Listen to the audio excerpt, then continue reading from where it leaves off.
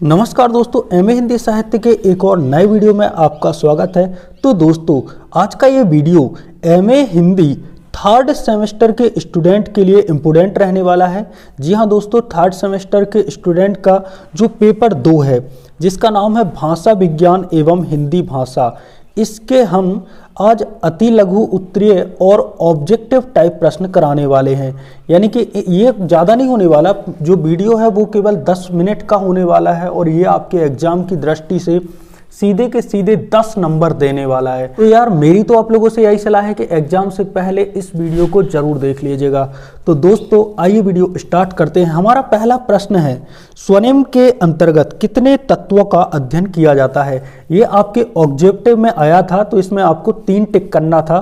तो दोस्तों, इसका आंसर है स्वन विज्ञान के अंतर्गत 3 भेद होते हैं। यानी कि स्वनिम यानी कि स्वन विज्ञान, इसके 3 भेद होते हैं। कितने भेद होते हैं? 3।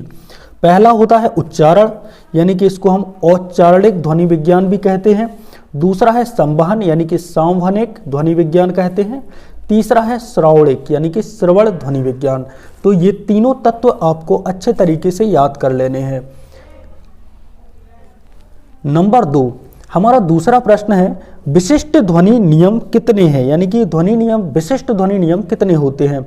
तो दोस्तों, विशिष्ट ध्वनि नियम, इनकी संख्या कुल मिला के 6 है। पहला है खुले शब्दांश, दूसरा है बंद शब्दांश, तीसरा है जादुई अक्षर, चौथा है स्वर दल, पांचवा है स्वर नियंत्रित अक्षर और छठा है व्यंजन अक्षर। तो कुल मिला के विशिष्ट ध्वनि नियम 6 होते हैं। नंबर 3, अर्थ परिवर्तन के कितने कारण हैं? यानी कि वाक्य में जो अर्थ परिवर्तन होता है उसके कितने कारण हैं, या किसी शब्द में अर्थ परिवर्तन होता है तो इसके कितने कारण हैं? तो इसके कुल मिला के 15 प्रमुख कारणों से अर्थ परिवर्तन होता है। तो ये भी आपके बहुविकल्पीय में आया था, ठीक है, ऑब्जेक्टिव प्रश्न में ये आया था और आपको 1 नंबर दे सकता है, यानी कि आगे भी इसके आने की संभावना है। नंबर 4, भाषा की उत्पत्ति का प्रत्यक्ष कारण कौन सा है?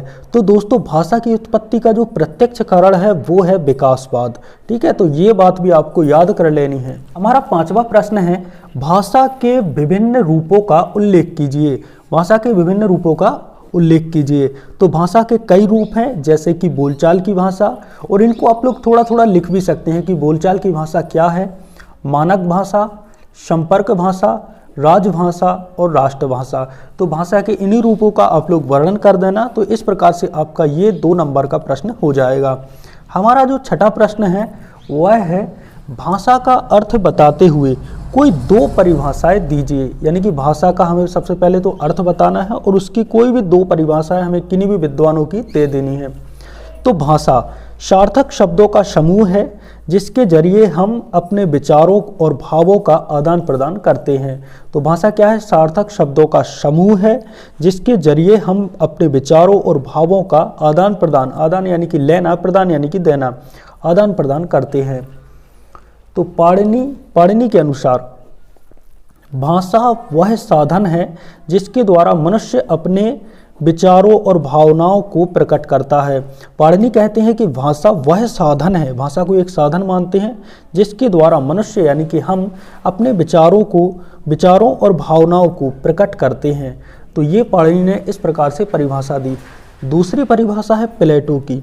प्लेटो के अनुसार विचार आत्मा की मूक अवस्था है, यानी कि यदि आपके मन में कोई विचार आ रहा है तो वो मूक यानी कि चुप रहने की अवस्था है, अथवा आध्वन्यात्मक बातचीत है। विचार को इन्होंने मूक अवस्था और आध्वन्यात्मक बातचीत कहा। और यदि यही जो विचार है ध्वन्यात्मक बनकर ओठों पर प्रकट हो जाएं तो उन्हें ही भाषा कहते हैं।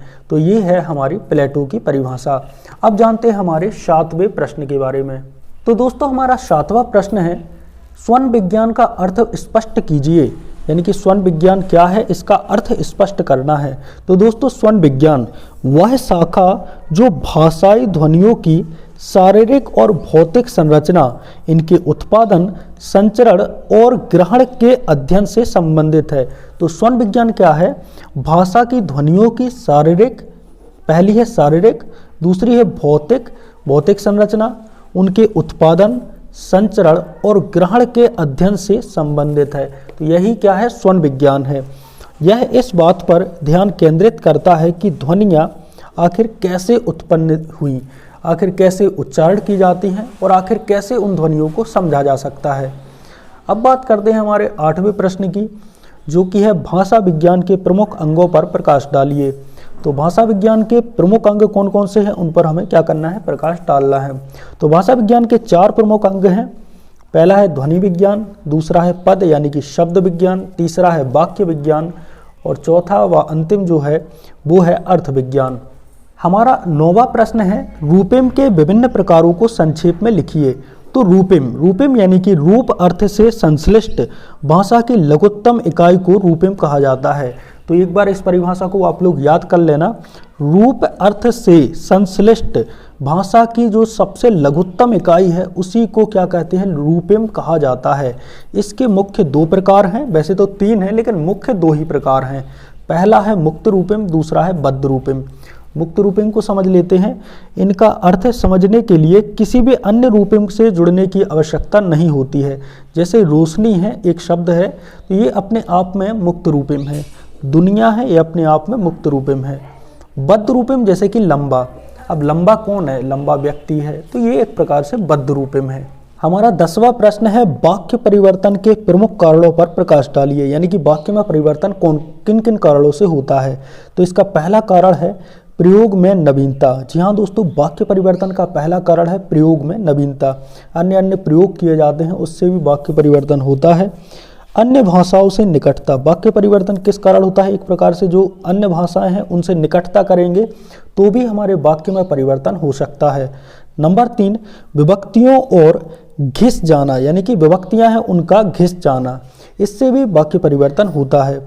नंबर 4 संक्षिप्तता या लाघव, संक्षिप्तता के कारण भी वाक्य में परिवर्तन हो जाता है। कभी कभी संक्षिप्तता बहुत ही छोटी रहती है यानी कि लाघवता रहती है वाक्य में, उसके कारण भी वाक्य का परिवर्तन हो जाता है।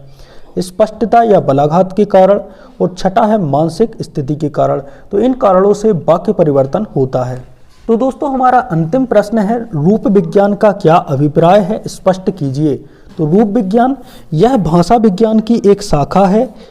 इसमें शब्द को पद में बदलने की प्रक्रिया का अध्ययन किया जाता है। तो ये बात आप लोगों को याद करनी है। रूप विज्ञान क्या है, भाषा विज्ञान की एक शाखा है, ठीक है। और इसमें क्या करते हैं, शब्द को पद में बदलने की प्रक्रिया का अध्ययन किया जाता है। इसे मॉर्फोलॉजी भी कहते हैं। रूप विज्ञान को अंग्रेजी में मॉर्फोलॉजी भी कहा जाता है।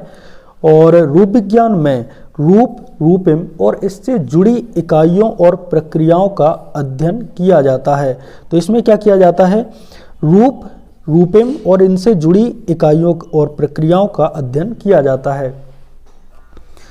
इसे रूप विज्ञान है, इसे रूपग्राम भी कहा जाता है। तो रूप विज्ञान को रूपग्राम भी कहा जाता है। अध्ययन की दिशा के आधार पर रूप विज्ञान के प्रकार। तो अध्ययन की दिशा के आधार पर रूप विज्ञान के कितने प्रकार हैं, 3 प्रकार हैं। कौन कौन से 3 प्रकार हैं, पहला है वर्णनात्मक रूप विज्ञान, दूसरा है ऐतिहासिक रूप विज्ञान, तीसरा है तुलनात्मक रूप विज्ञान। ठीक है दोस्तों, तो यहाँ पर हमारा वीडियो होता है समाप्त। आई होप दोस्तों आपको ये वीडियो पसंद आया होगा। यदि दोस्तों ये वीडियो आपको पसंद आया है तो वीडियो को एक लाइक ज़रूर कर दीजिएगा। और मैं गारंटी लेता हूँ इस वीडियो से आपको 5 नंबर आपके एमए हिंदी साहित्य के 3rd सेमेस्टर के पेपर 2 में कोई नहीं ले जाने वाला है। 5 मिनिमम और मैक्सिमम तो यार 10 भी हो सकते हैं और 15 भी।